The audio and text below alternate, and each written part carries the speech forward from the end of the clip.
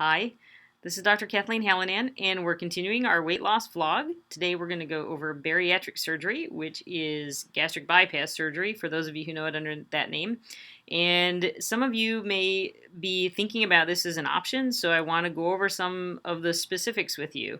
It's very important to realize that gastric bypass is a great option, but it's not a magic bullet. So you want to make sure that you don't go into it thinking that somebody's just going to do this to me and then I can go back to all the same stuff I was doing before and lose weight. You will lose weight, but if you don't change your behaviors up front, then after about 2 years from surgery, about 40% of patients will start to have some weight regain, and you don't want to go through that type of procedure to start regaining weight. So I am going to go over some specifics for you. Really important to understand this because I've had people who have undergone gastric bypass surgery, and then they're surprised when they start regaining weight, or they don't understand even still how to count calories, and you have to get the basics down even if you decide to do surgery. So here's my board again. And again, for those of you who are liking these videos, I think we're on video 17 now, so feel free to go back and look at the others because I've covered quite a bit at this point. So here we go. Bariatric surgery. So yes, there is a mortality rate for bariatric surgery. It's not really high, but still, when you consider it's an elective surgery, fully elective, 1% is really important if you happen to be in the 1%. So that's about 400 people a year at this rate in the country will die during their bariatric surgery. All things considered, it's a relatively safe surgery, but you have to remember that the people are having it are generally high risk. So people that are really so heavy that they are considering gastric bypass surgery often have a lot of problems.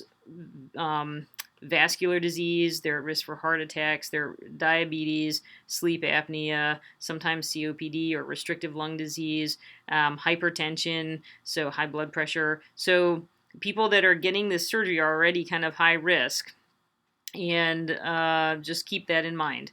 There is about 20% of people will need additional surgery, so to fix either hernias, or quite often, oddly enough, after gastric bypass surgery, people will develop gallstones, so some people have to have their gallbladder out. Some people will have leaks at the anastomosis, where if you have full gastric bypass where they join the bowel back up with the stomach, and so you can have, that's one known complication. Sometimes these have to be fixed.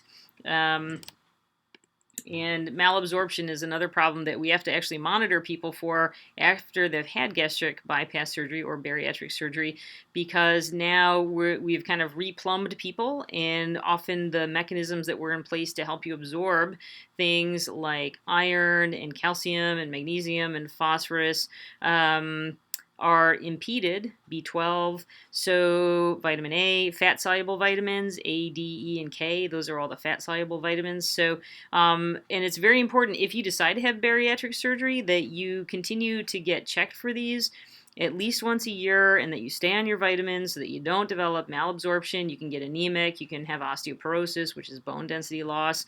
So don't lose track. If you decide to have bariatric surgery and it works great, that's fine, but keep up with your follow-up. Don't just kind of say, hey, they did this to me and now I'm good and I don't have to check anything, because you'll end up having malabsorption syndromes. And then that last part is really such a stickler for people.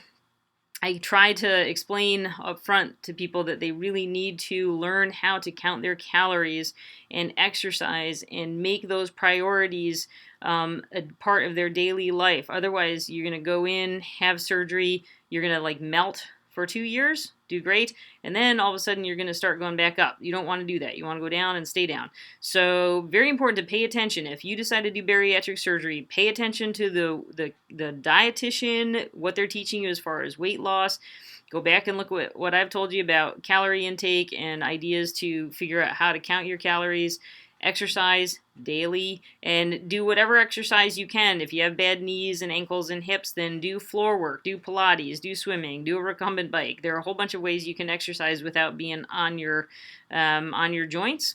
And very important to make that part of your daily routine and to weigh yourself every day. These are the predictors of sustained weight loss and success with keeping it off and not going back up.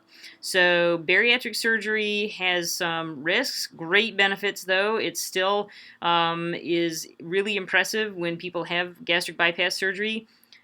If they have diabetes, their diabetes just disappears well before the weight loss occurs. So this changes the hormones that are put out by the gut.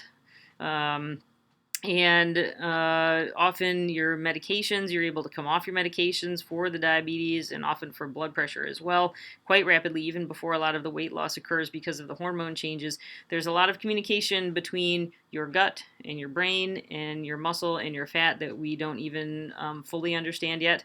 So keep this in mind. It is a great option when people are really need help to that level and can't do it with straightforward diet and exercise. It's important to know the limitations, and it's really important to know that you must change your behavior in addition to having the surgery so that you aren't frustrated with the fact that you went through all of this and now you're having problems either not losing or going back up. Okay, so if you guys are doing great, and keep up the good work, and I love your comments, and thank you so much for those of you who are giving me kudos. That's really nice of you. And I try to answer the questions as I get them. So good luck, you guys. You're doing great. Thank you.